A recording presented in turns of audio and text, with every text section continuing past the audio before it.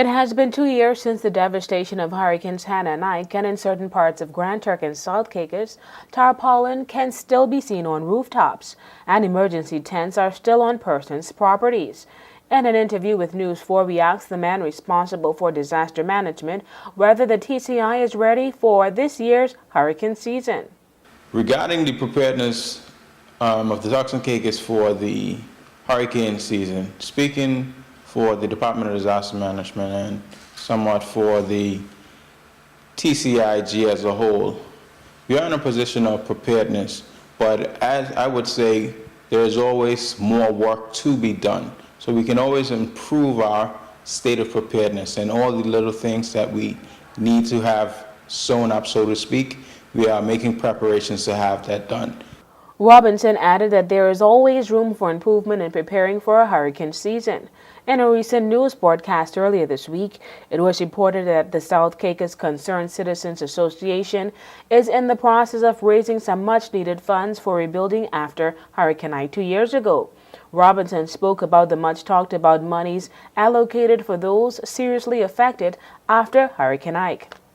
We're working along with the housing subcommittee, essentially, of the recovery task force to access about 4.5 to 5 million euros from the European Union. And we're working with this housing subcommittee whereby we will put forth a housing strategy to assist persons mainly on the islands of South Caicos, Salt Key, and Grand Turk that would have had damages from Hurricane Ike and Hannah. And assuming there is enough funds to go around, it will be extended to the other islands. But we're in the process of finalizing those documents, and we should be having a visit from one of the EU representatives early next week to get a gift so we can give them an update on the progress. International forecasters are predicting 15 named storms, 18 hurricanes, and 4 major hurricanes, Category 3 or higher.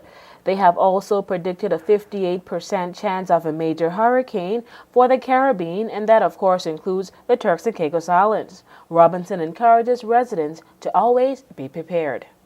For the residents in the Turks and Caicos at this time, as you can see from the amount of rain that is flowing right now within Grand Turk, Providenciales, and other parts of the country, it's definitely a good time to, whatever last-minute preparations that you need to do going into the season, where finances allow, obviously, make those preparations. Also, know your community. If you're in a flood-prone area, have your emergency plan, so to speak, to know whether you're going to be going to a shelter or a friend's house during any imminent storm, because this is quite important.